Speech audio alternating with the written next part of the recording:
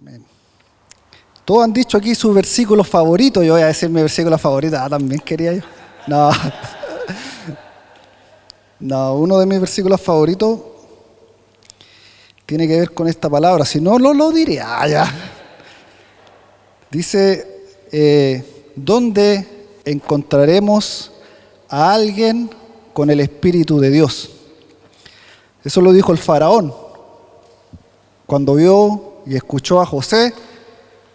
Y José le dijo, no le dijo nómbrame, le dijo nombra a una persona que se haga cargo de esto. Y él, que los egipcios son bien paganos, yo estudié historia de los egipcios, de la arquitectura y estudié los egipcios. Otro día les voy a contar hartas cosas de los egipcios, pero él dijo, ¿dónde encontraremos a un hombre que tenga el Espíritu de Dios? Y para hacer esta pega, este trabajo de servir a Dios, hay que tener el Espíritu de Dios.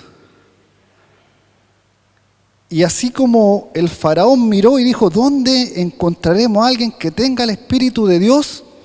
Así también la iglesia, cuando encuentra personas que sirven en el altar, dice, wow, ¿dónde encontraremos a alguien que tenga el Espíritu de Dios? Y esta palabra tiene dos partes, pero se llama adoración con un propósito. Nosotros como ministerio hay palabras que predicamos y recontrapredicamos, como la Gran Comisión. Todos sabemos la Gran Comisión. Como Hechos 1:8. ¿Sí o no? ¿Le han predicado de Hechos 1:8 o no? Si alguien no se sabe Hechos 1:8, ¿no? O Mateo 24, ¿cierto? Pero, ¿sabes cuándo fue la última vez que hicimos un evento o hicimos una actividad de adoración?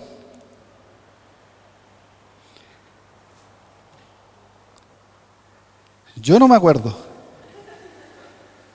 Yo no soy ningún histórico ni nada así. Pero no recuerdo. Probablemente iglesias locales a lo mejor se juntaron, pero no lo recuerdo. ¿Saben cuántos congresos de adoración se hacen? Se hacen muchos congresos de adoración. Pero nosotros no recuerdo que hubiéramos hecho eso. Yo soy un adorador, pero como la pastora Mili. Sí, que agrada a Dios nomás. Agrada a Dios nomás. Hasta los ángeles están así,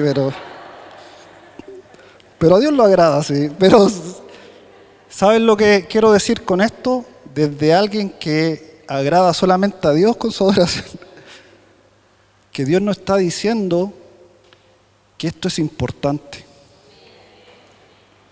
que cada uno de ustedes, el servicio que hace es importante, que cada cosa, que vuelvo a la palabra de José, ¿dónde encontraremos personas que tengan el Espíritu de Dios para hacer esta pega? Y que aparte sepan tocar. Y que aparte busquen la santidad. Y que aparte sean agradecidos. Y que aparte no sean humildes, no sean orgullosos. Porque sabes que había alguien que tenía mucha gracia y era súper fantástico y estaba súper cerca de Dios, que era el diablo, que también era un ministro de alabanza. También era un ministro de alabanza. Entonces, lo primero que yo quiero decir es que esto es importante, y lo digo desde que yo en un momento me pregunté si esto era importante. Yo decía, la alabanza, la adoración es importante. Alguna vez fuimos con mi esposa a una iglesia muy conocida en otras latitudes, no voy a decir nombre para no contaminar el corazón de nadie, pero yo salí, era una iglesia, había mucha gente, había muchos jóvenes, había mucha adoración, pero yo dije, esto no está bien, algo pasa aquí, no es de Dios. Era uno en la multitud, pero mi esposa y yo sabemos que en el tiempo eso me demostró que no era de Dios. Y que mis ojos veían, esto es algo maravilloso, esto es algo de Dios, esto es un avivamiento, pero no era de Dios. Entonces, que nosotros, Dios nos diga, la adoración es importante. Yo le comentaba a Vladimir que cuando estábamos orando acá, yo vi que el techo se abrió y entró una mano grande, pero no una manito así, una mano grande así como del porte de todo esto. Y yo dije, ¿qué es esa mano? Y cuando vine a orar, supe que la mano era que esto que estábamos haciendo es una ofrenda que Jesús aceptó. Es tan potente que Jesús acepte la ofrenda, porque uno dice, ofrendé porque dio algo. Dice, yo ofrendé, yo di 5 lucas, di 10 lucas, di lo que di, cada uno conforme a su corazón. Pero eso no es ofrendar. Ofrendar es que tú des algo, pero que ese algo que tú diste, Dios lo acepte. La ofrenda no es que tú des, la ofrenda es que lo que tú des sea aceptado. Y Moisés nos ilustró por qué la adoración es parte de la Gran Comisión, por qué la adoración es parte de Hechos 1:8, por qué la adoración es parte del plan de Dios. Porque Él dijo, si tu presencia no hay de ir conmigo, no me voy a saques de aquí.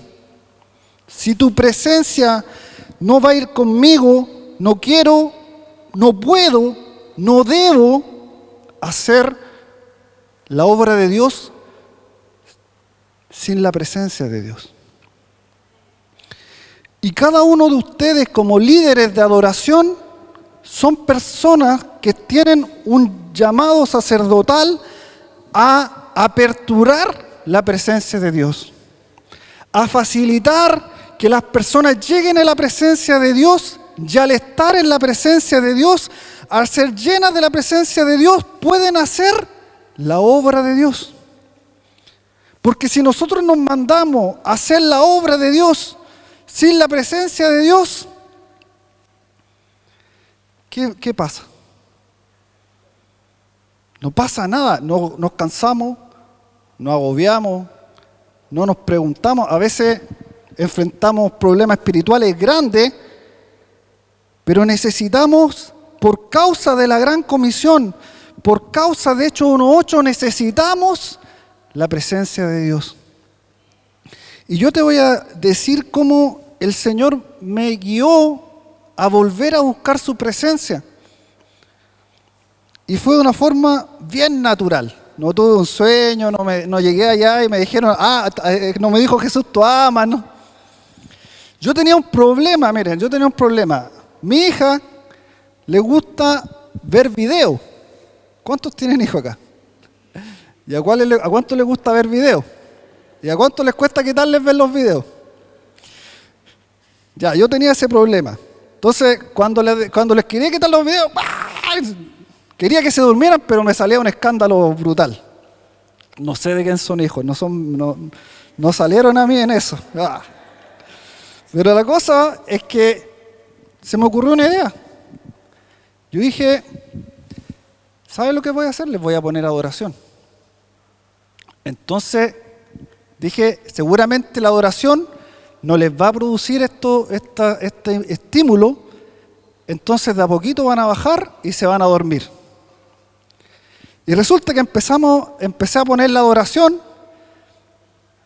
y, qué bueno que ella escucha la adoración. Y en vez de dormirse, empezaron a aprenderse las canciones. Y empezaban a pedir, no, yo quiero esta, yo quiero, si tú hablas con ellos, sí, les pones el Spotify y estaban a decir, no, yo quiero tal, yo quiero esa, yo quiero acá. Yo quiero eso. La Martina de repente te va a cantar una canción de esa. Y empezó a producirse algo, empecé simplemente yo para resolver ese problema. Yo no dije voy a buscar aquí en la noche, voy a adorar, voy a hacer un altar de adoración. No, yo estaba cansado, yo quería dormirme, quería que ellas se durmieran y yo dormirme. Pero lo que empezó a suceder, porque obviamente al principio le ponían las canciones que yo quería, pero después ya se empezaron a aburrir y empecé a conocer otra música que no la tenía en mis playlists. Y esa música empezó a transformar algo. La sola adoración empezó a transformar algo. Y algo que yo, siendo pastor, dando palabra, viviendo milagros, viviendo grandes revelaciones, realmente no tengo nada que decir. Dios siempre está soltando algo, siempre está entregando algo, siempre está bendiciendo, siempre tengo algún sueño así, siempre tengo algún testimonio que contar. No sé si cuento un testimonio. El otro día fui a una actividad allá en Concepción y había una iglesia que estaba congregando a adorar en un lugar. Yo me bajé y había un señor ahí que me empezó a perseguir y nosotros teníamos que sacar al David, teníamos que sacar a la Marta, teníamos que sacar, entonces era un señor así de la calle como que dio un poco de miedo, así como que y me dijo, ¿tú eres cristiano? Sí, le dije, yo soy cristiano. Me dijo, tú eres pastor, me dijo. Sí, me dijo, es que tú tienes una mirada penetrante, me dijo. Ni lo había mirado, que quería arrancarme. Me dijo, ¿y cómo te llamas? Yo le dije, me llamo Nicolás. ¡Oh! Y se cayó así. Sí. Y me dijo, me dijo, ¿de verdad tú te llamas Nicolás? Sí, me llamo Nicolás.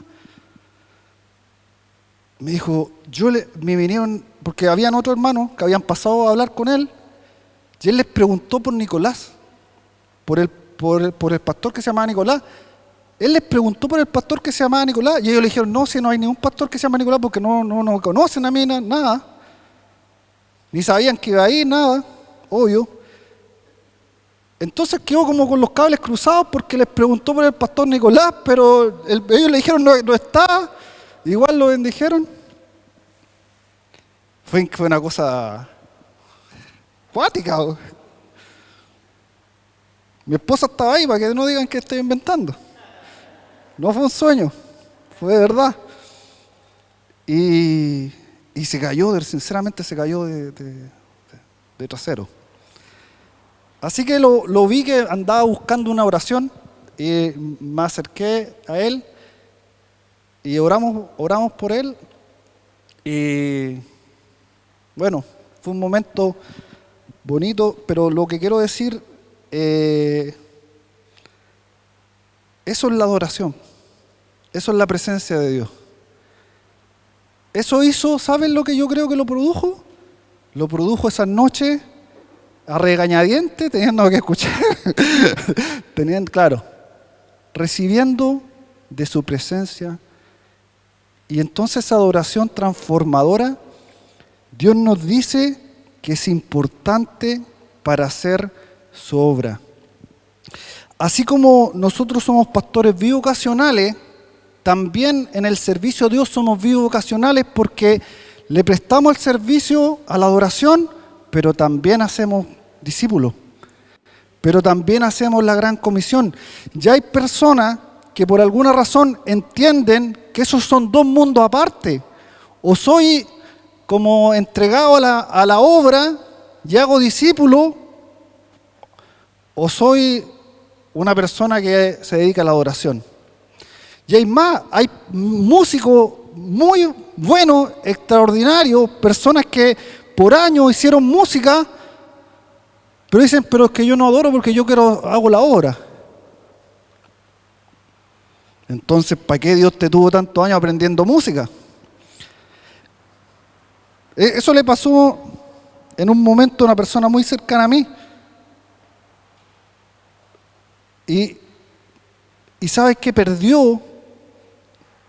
Perdió esa presencia de Dios, perdió esa búsqueda de la presencia de Dios, y precisamente para hacer la obra de Dios necesitamos su presencia. ¿Cuántos dicen necesitamos su presencia? Necesitamos su presencia. Yo, de todo eso que les comenté al principio, tomo esta palabra de Moisés: si tu presencia no hay de ir conmigo, no voy a ir a hacer esto que tengo que hacer.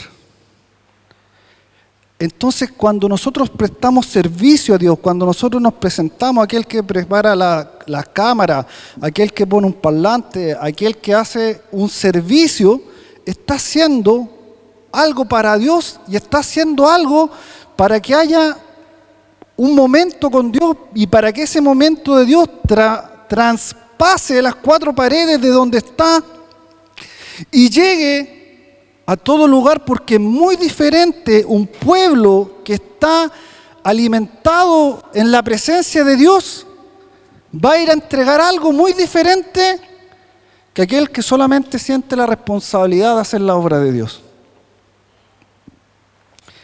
Entonces, por eso Dios nos dice: lo que estamos haciendo hoy día es importante. No significa que sea lo más importante, porque lo más importante es el plan de Dios. Por lo único que hacen una fiesta en el cielo es porque un pecador se arrepiente.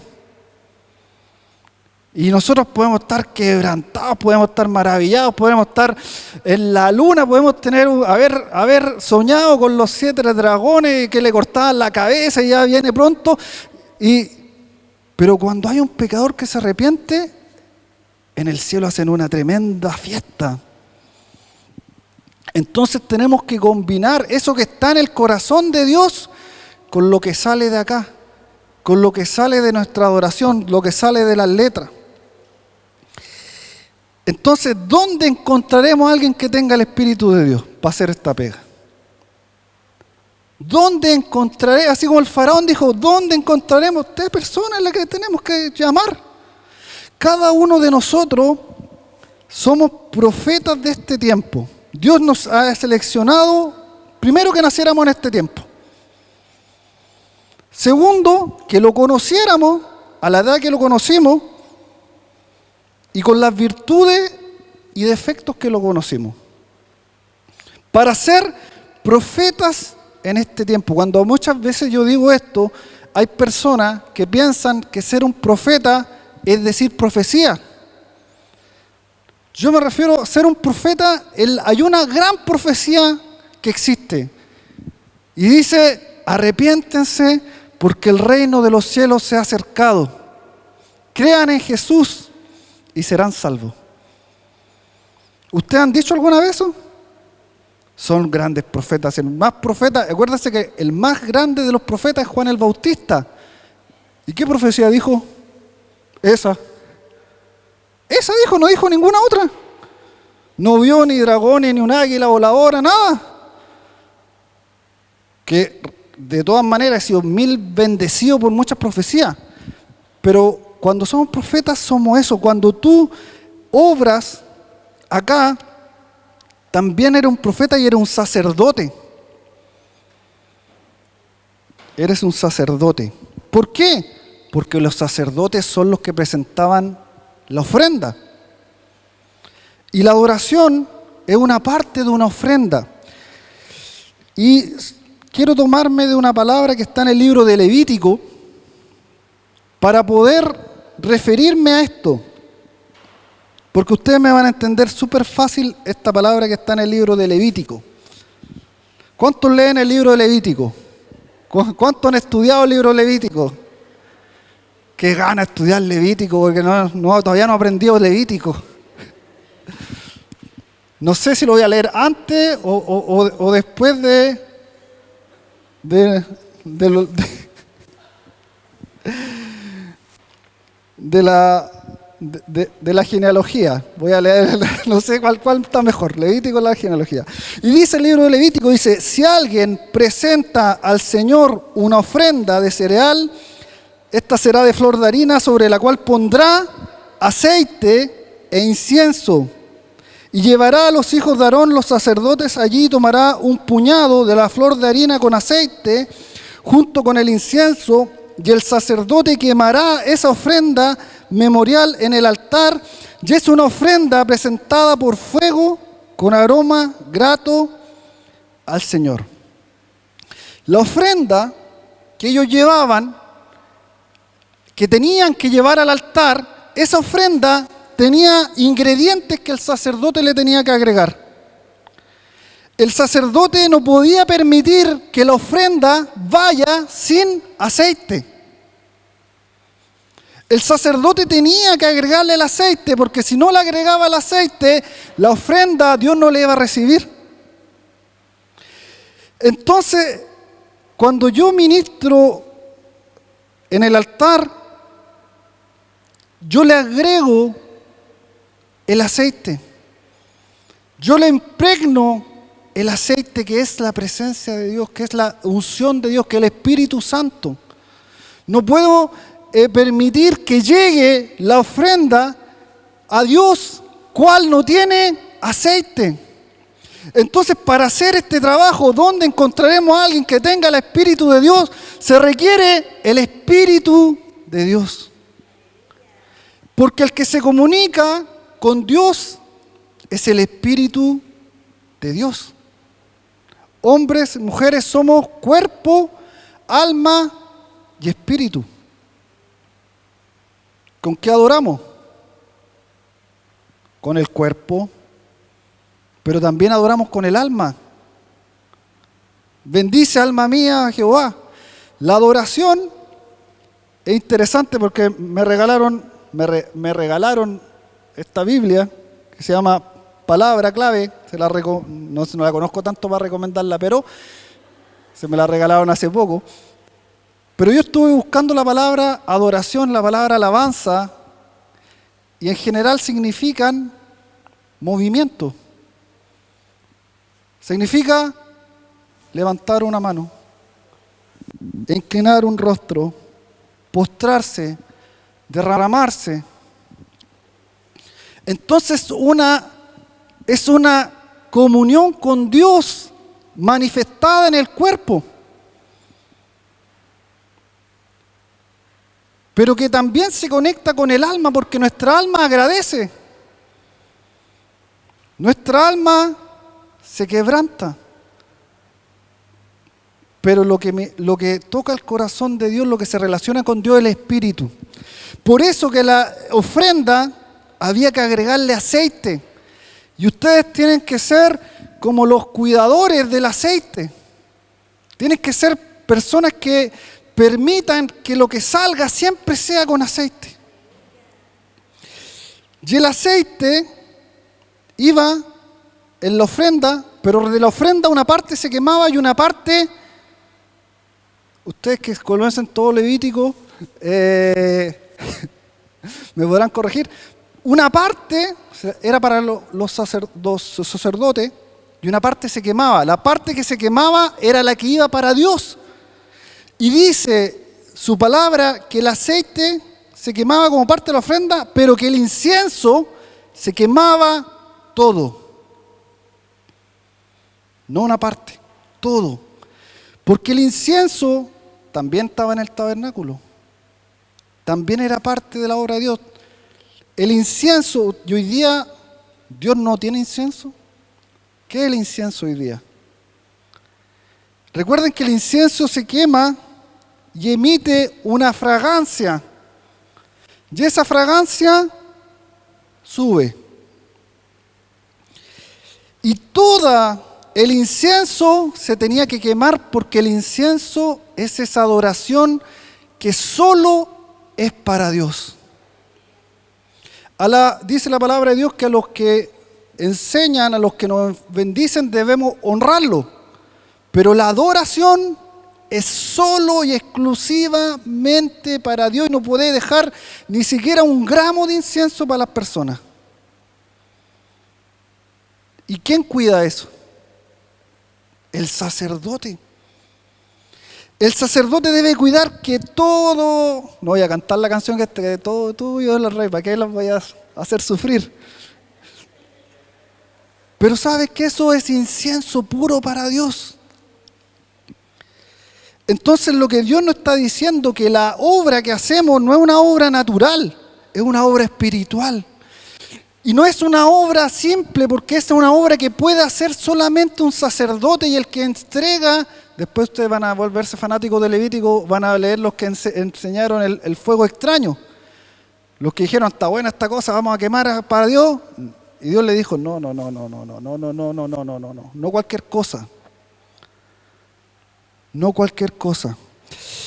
Y esta ofrenda será presentada por fuego con aroma grato al Señor. ¿Y saben lo que es la ofrenda? Esta ofrenda de adoración, de este incienso, de este aceite, se quema. Y quemarse, cuando tú quemas algo, se convierte de algo que tú estás viendo físicamente en algo que está en el aire. Y lo que está físico desaparece. Por lo cual, cuando nosotros nos presentamos en adoración, en una ofrenda a Dios, lo carnal desaparece. Lo carnal se quema. Cuando vamos a presentar la ofrenda a Dios, cuando vamos a presentar la adoración a Dios, vamos a quemarnos. Nosotros no podemos decir, vamos a adorar a Dios así como... En la adoración a Dios hay pasión, hay emociones, hay movimiento, porque te estás quemando. Tú te estás quemando y el que está adorando se está quemando y lo está invitando a todos a una piromanía fantástica, a una fogata. Les voy a contar una talla que yo cuando conocí al Señor, nadie me dijo nada, pero yo sabía que tenía tantos objetos pecaminosos que dije, alguien me dijo, ¿podéis quemarlos? Ya, pues los voy a quemar. Pero resulta que parte de esas cosas eran de plástico.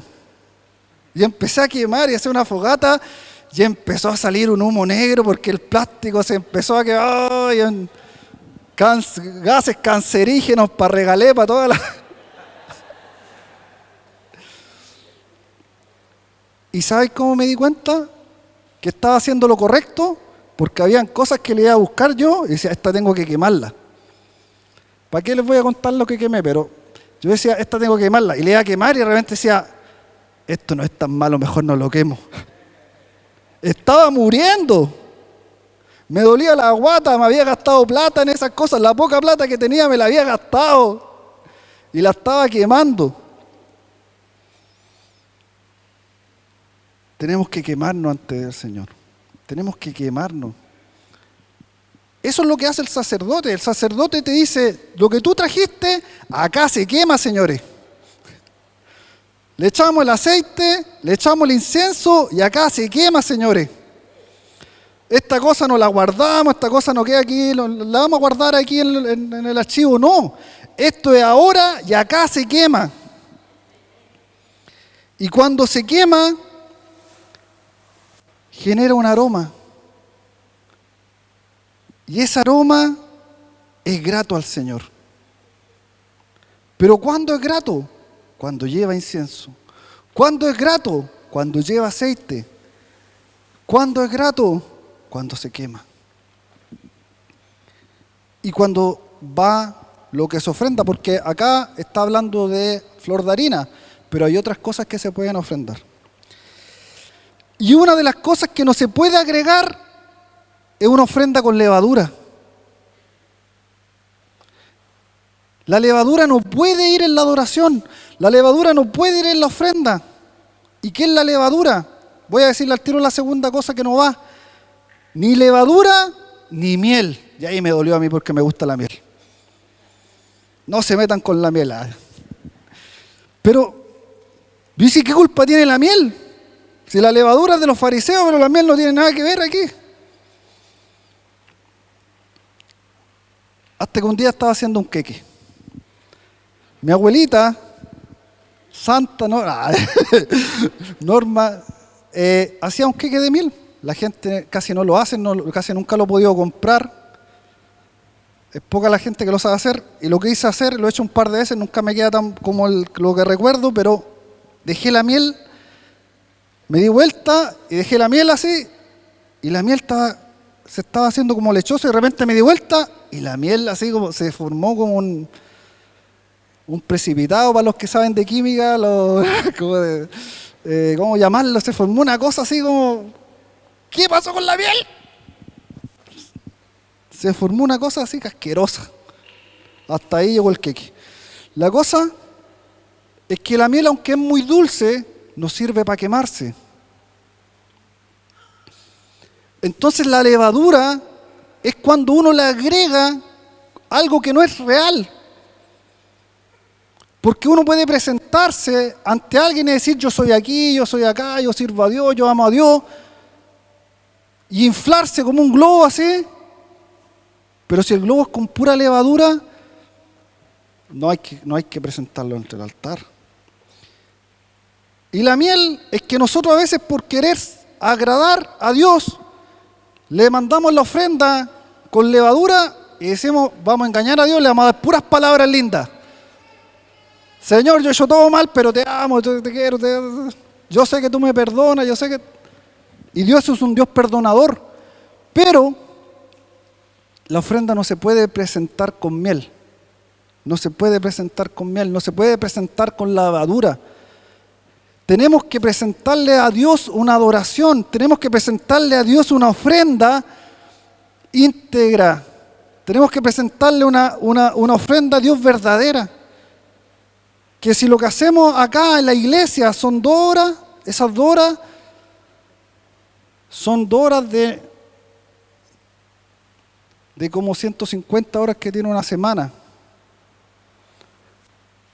Entonces, ¿qué vamos a hacer? Dios nos está llamando la atención. Yo al leer esto, hay ofrendas que nos agradan a Dios. Y tenemos que desvestirnos de la levadura. Y tenemos que desvestirnos de que nuestra lengua nos haga decir algo que realmente no lo estamos viviendo, que realmente no lo estamos pensando, que realmente no se sustenta con hechos. Porque si le digo a Dios, Señor, te entregaré todo, hoy hay que ir a hacer esto, no puedo. Señor, te entrego todo, todo es tuyo, todo lo mío es tuyo. Pero no necesitamos que un tercero nos diga, porque el mismo Espíritu Santo nos dice, ¿cierto? ¿Sí o no? Pero tenemos que ser personas que toman decisiones y personas de pacto. Y aquí se equivocó el que escribió Levítico, porque dice el versículo 13 del de Levítico 2, dice, todas las ofrendas de cereal se sazonarán con sal, y no dejarán que falte la sal del pacto de su Dios. ¿Qué tiene que ver la sal con el pacto? ¿Por qué la sal representa el pacto?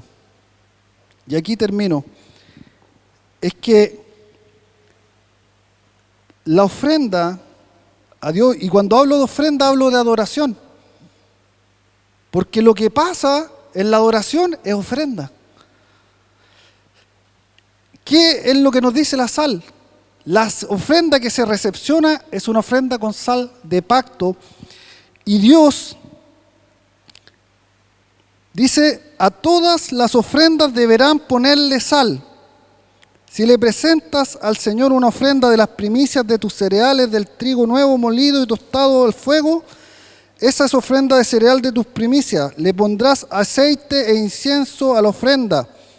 Y el sacerdote quemará el trigo nuevo molido en ofrenda memorial junto con todo el incienso y el aceite, y la ofrenda será presentada por el fuego. Entonces, Dios recibe la ofrenda, Dios recibe la adoración, Dios recibe, como nos decía en la profecía, Dios le va a quitar los micrófonos a alguien que no es de pacto. Porque Dios, ¿con quién se relaciona con las personas? A través de pacto. Se relacionó con Abraham porque formó un pacto. Y ese pacto lo siguió con Isaac, lo siguió con Jacob, lo siguió con José, lo siguió con el pueblo de Israel. Llegó a David y ese pacto fue el primer pacto. Pero el segundo pacto que Jesús estableció también es un pacto en el cual nosotros hemos sido salvados, redimidos, transformados y llamados a vida eterna. Pero cuando conectamos con Dios, conectamos con pacto. Y tú tienes que ser una persona de pacto. Yo tengo que ser una persona de pacto.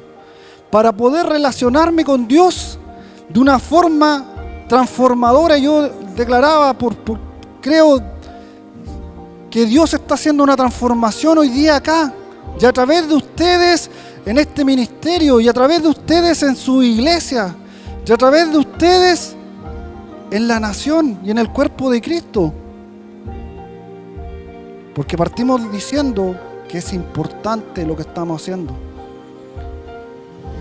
Pero tenemos que ser, Dios va a establecer con nosotros pacto. Hay momentos especiales en nuestra vida donde nosotros hemos establecido pacto con Dios. Y los sacerdotes tenían que presentar y representar que a Dios no se le podía llevar nada que no fuera de pacto. Y nosotros, yo creo que debemos desafiarnos y conforme al llamado, porque si hemos sido llamados, Dios quiere establecer pacto. Y el pacto es aquel que te pone un sello. Y el pacto es aquel que permite que todo lo demás opere. Y yo simplemente quiero que hagamos una pequeña oración para poder presentarnos a Dios ante esta palabra. Y si tenemos que sacar la levadura, sacamos la levadura. Y si queremos presentar el incienso, recuérdate que Jesús se maravilló por una mujer que derramó un perfume delante de él. ¿Y sabes lo más maravilloso de esa escena? Era un Chanel. No, ¿sabes qué? Que nadie de los que estaba ahí entendió esa fragancia que la mujer había derramado. Nadie. Todos dijeron, ¿qué esta mujer? ¿Por qué derramó el perfume? ¿Qué le pasó? Judas dijo, mejor lo hubiera vendido, dijo, mejor... Pero solamente uno entendió lo que estaba derramando. Fue Jesús. Ya a nosotros da lo mismo si nadie nos entienda. Si Jesús nos entiende y entiende que estamos derramándonos ante Él, ¡wow!